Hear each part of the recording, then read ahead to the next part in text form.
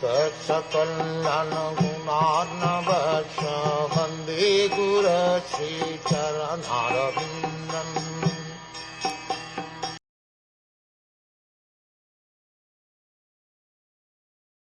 Vidura said, O Uddhava, because the servants of Vishnu, the Lord, wander in the interest of serving others, it is quite fit that you kindly describe the self-knowledge with which you have been enlightened by the Lord himself. The servants of the Lord are actually the servants of society. They have no interest in human society other than to enlighten it in transcendental knowledge.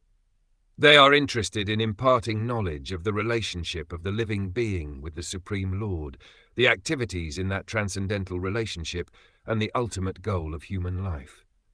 That is the real knowledge which can help society achieve the real aim of human welfare. Knowledge in the matter of the bodily necessities of eating, sleeping, mating, and fearing, transformed into various branches of advancement of knowledge, is all temporary. A living being is not the material body, but an eternal part and parcel of the Supreme Being, and thus revival of his self-knowledge is essential. Without this knowledge, the human life is baffled. The servants of the Lord Vishnu are entrusted with this responsible work, and so they wander over the earth and to all other planets in the universe. Thus, the knowledge which was received by Uddhava directly from the Lord deserves to be distributed in human society, especially to persons like Vidura, who are highly advanced in the devotional service of the Lord. Real transcendental knowledge descends in the disciplic succession from the Lord to Uddhava, from Uddhava to Vidura, and so on.